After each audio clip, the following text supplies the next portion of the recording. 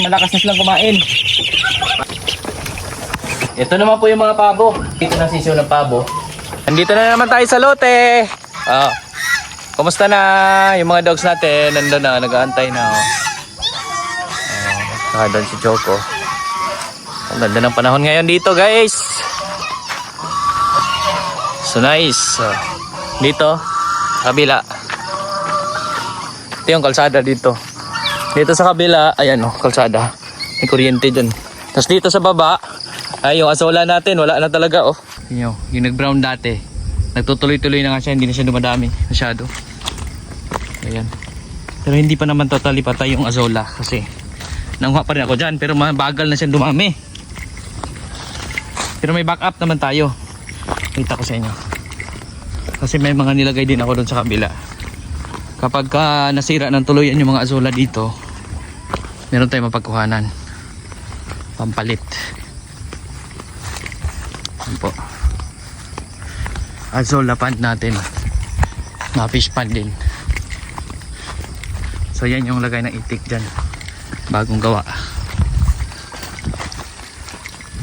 So ito po. Tingnan natin. Yan. So ayan na po yung azola pond. So dito po nag-brown na nga siyang tuloy, tapos hindi na siya dumadami. Ayan pero buhay pa naman yung azola. Kaya nanguha pa rin ako dito. Kain sa manok. Ayan totoo nga yung mga comment nila na ano na daw, papatay daw yung azola natin. Pero dito sa baba meron po tayong mga spare dyan ayan yan yung ipalit natin. Pag maubos mo yung azola dito sa ibabaw, gusto ko nga ubusin, tapos palitan natin bago. Tapos dito sa kanal meron din tayong nilagay dyan. Ayan po mga azola. Ito green na green dito. Ayan mga azola. Para yung bahay ng itik. Ito na yung tira ng itik. Diyan sa ilalim yung mga itik titira pag maglagay na tayo dito. Tapos tingnan nyo, ang maganda dito, meron siyang tubig. May languyan sila. Inantay lang natin, ang itik natin umabot ng mga 1 month ganyan. At saka natin ilipat dito para matibay na, pwede na sila maglangoy-langoy dyan. Pinalibutan natin yero, sirang yero to, mga lumang yero, para hindi sila mapasok ng ibang hayop. Tsaka naka-hardware din yan, doble. Ayan, tapos may net tayo. So yung net naman, papaikot ko yung dito, yung mga damo-damo dyan, para mas marami sila makain, mga kuhol, mga insect, makain din nila. So ito, tataman ko rin asola yan, lagyan yung asola para pag nandyan na sila, lalangoy-langoy sila, may asola din sila. Ang ganda. Ayos na ayos. Pero ayusin pa natin to, kasi kakanalan ko pa yan dun sa gilid. Ganda ng bahay ng itik. Dun sa ilalim, secured na secured sila. Pag gabi, dun sila isasara natin. Pag araw naman, pwede sila dito sa labas. So ayan yung ating update dito sa ating bahay ng itik. So palibutan natin, pakita ko sa inyo yung bawat side nito. Ayan po.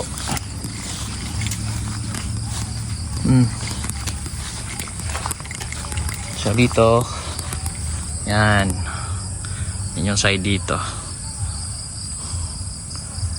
ganda. Dito po yan, parang stage. Pag nandito sa ibabaw, para ka nasa stage. Yan po. Tapos pagkakyat dito, so yung itik nito nasa ilalim kung sakali. Yan yung view, may upuan din dito. The view is like that. Ang ganda. Pwede mag chill, pwede mag relax. Doon sa kabila may kalsada dyan, may nagbibenta ng isda narinig ko. Tapos dito sa ilalim,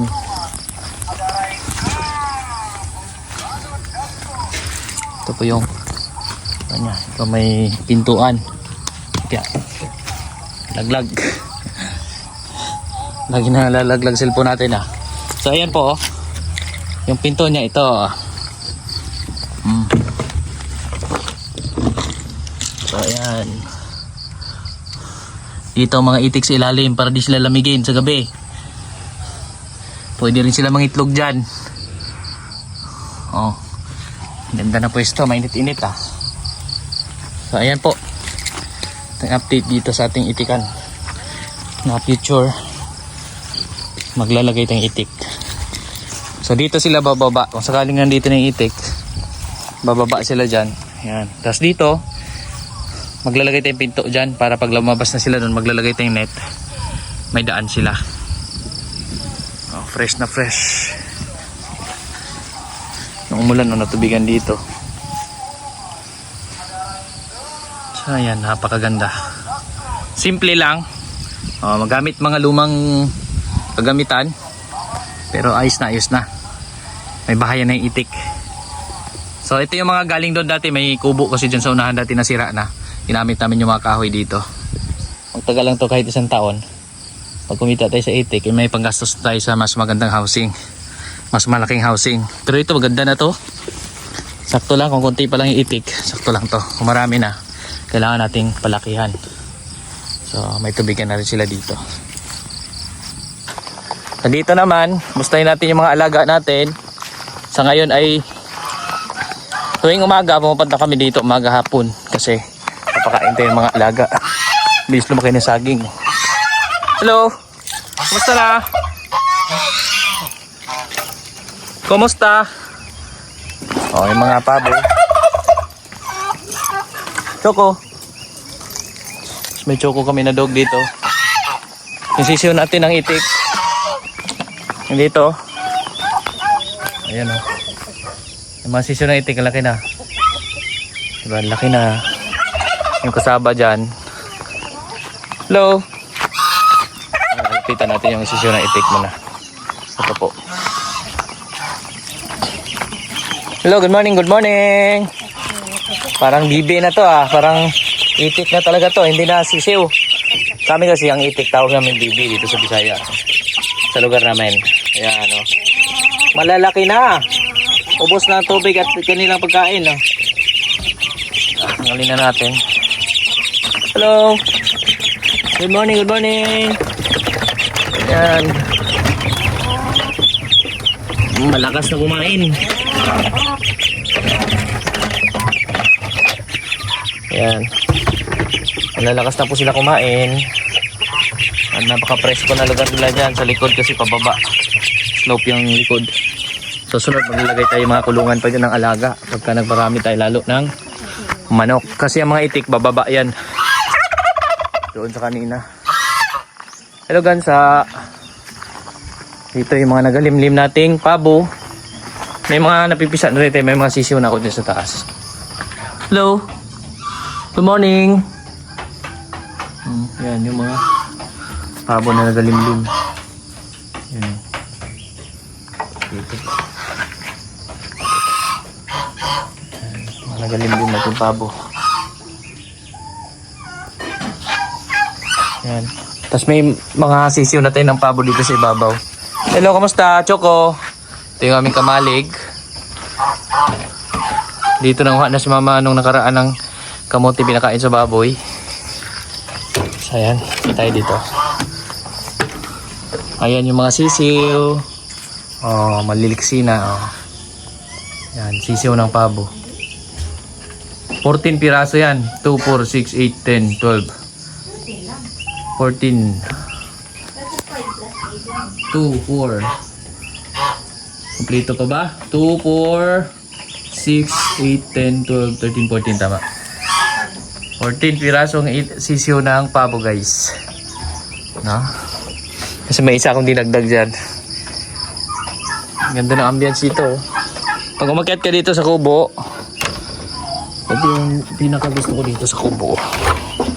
Pag akyat dito, dito naman tayo lumalanghap ng sariwang hangin. Ayan. Kita dito yung mga bundok dyan sa harap. May palayan.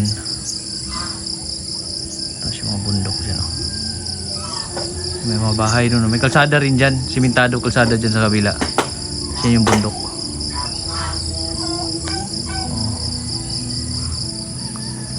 Ganda. Napaka-presko ng paligid. Yan, kabila natin. Yan yung ating paligid dito. Yan, sa baba. Dati, nung bago pa lang kami dito, walang ka-view-view dito. Pero so far ngayon, gustong-gusto ko na yung view niya. Madalas yung hangin galing doon, no? Tsaka dito, sa harap. Ang hangin dito. So, fresh na fresh yung hangin. Tapos doon naman, oh. Yun yung babang parte. Yung likod, yan yung tinanim natin kasaba. Saka yung kulungan ng baboy, hindi ko pa nilipat dyan yung baboy. Actually, pinag-iisipan ko pa din kasi baka pag pinakawalan ko kasi may mga tanim pa ako dyan na bagong tanim na prutas. Baka may masira, sayang. So baka palalakihin ko muna. Pinag-iisipan ko pa maigi yan. Tingnan natin. Kung gagamitin yung kulungan ng kabila ay mailipat ko nga talaga sila dito. So ayan, ito landahan to, lutuan ng kopras. Ginawa natin bodega, yung likod. Yan, bodega yan dyan. Kasi itong harap, ito naman yung pinaglagyan natin ng mga siso ng pabo. Malakas na silang kumain, no? Ayan po. Saba lang tayo at tayo magpakain ng mga alaga.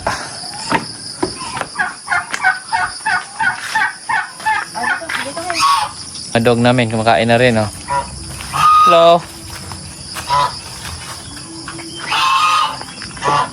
Ito yung dalawang dogs. Sa feeds pa lang gamit natin ito, no? Ito yung gamit namin, no? Bimeg. Hello, doggies. Feeds ng baboy natin yun. Yun yung mga cute naming tuta. May pool kami dito. Ang mga bata dito kahapon nag-swimming. Ayan. Dito may mga talong na rin tayo dyan. Pakain mo na tayong alaga. Pakain na yung mga alaga natin dyan. Dito naman, pakain naman tayo ng manok. Kainin naman natin yung manok dyan. Dito natin lagyan ng tubig. Yung pakain ko pala ito, azola, saka pids. Nahalo ko yan. Pids saka azola. Oh. Pids, marami tayong azola. So, nandito yung mga manok natin nangingitlog. Aba, naglimlim. Dali lang, here. Dali lang. Hop. Iri na, iri. O, iri. Tapos sila. Uy, nagutom siya. Yan. Azola. Saka ito, pids. Lagyan natin pids sa loob. May halo na yung pids pero lagyan ko pa sa ibabaw. Tapos yung tubigan nila. Nandyan. Ito, tek. Lum-lum na ka, dear? Saan rin mo itlog, dear? Yung galimling na. 2, 4. Ito na. Kini, wala pa yung lum-lum, dear, eh. Ayan, naglimlim na. Tapos may mga itlog na rin dito. Ito po. Oh, may mga itlog. Ito, may itlog din siya dyan. So ito, pinasok ko muna dito kasi pagsin ko parang pinakialaman na yung itlog ng pabo. Kaya dito muna sila sa loob. Tapos lagyan ko ng tubig. Ito naman po yung tubigan nila. Yan, simple lang. Dalawahin na natin. So ngayon, dyan muna sila. Tapos yung mga itik naman pa, ano natin yan.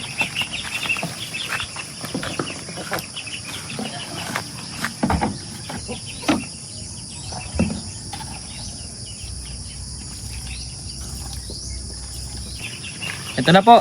Bigyan naman natin sa ating mga manok nitong tubig nila. Sabit na natin ito dito sa loob.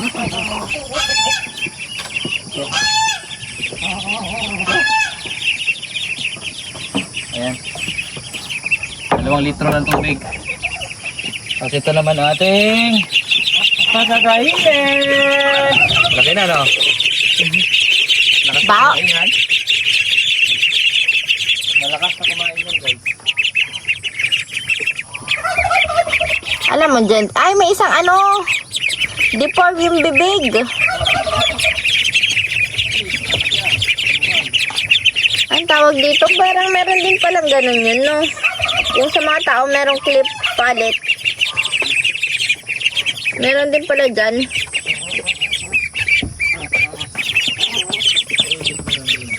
Babae, lalaki kaya? Paano? Hindi mo pati sinek ang gender.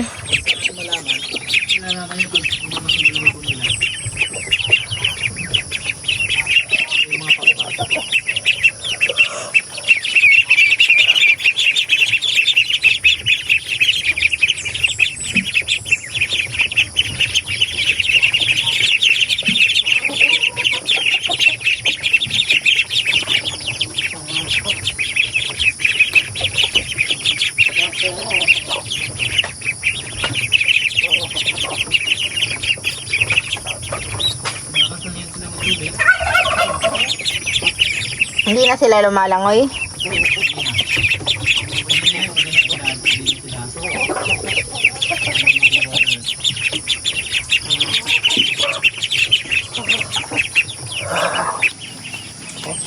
Alin butas? Lagyan na natin tubig muna to guys.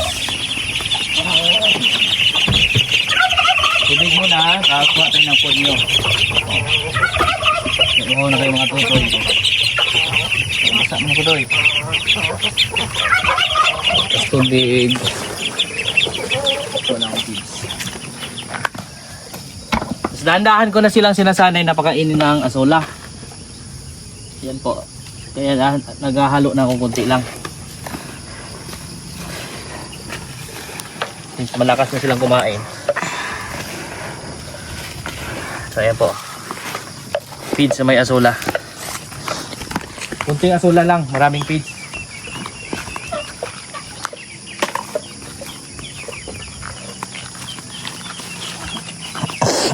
Para masanay na sila.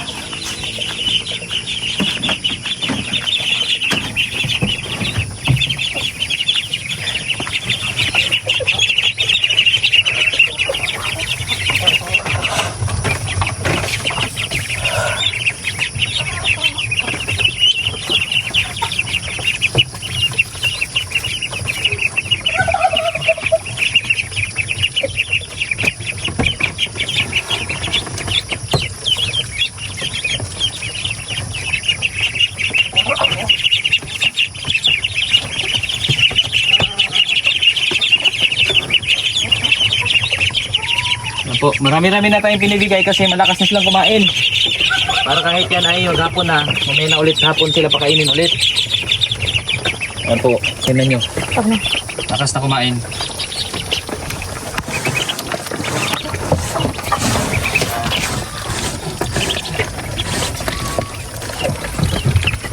Napakalakas na po nilang kumain.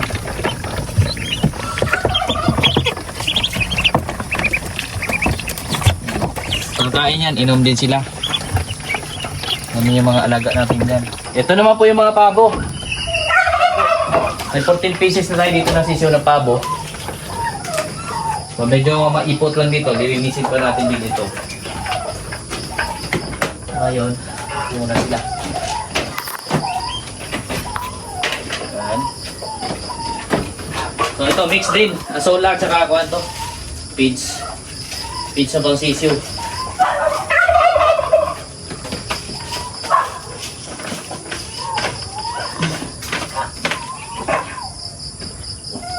Ito, palitan natin ito.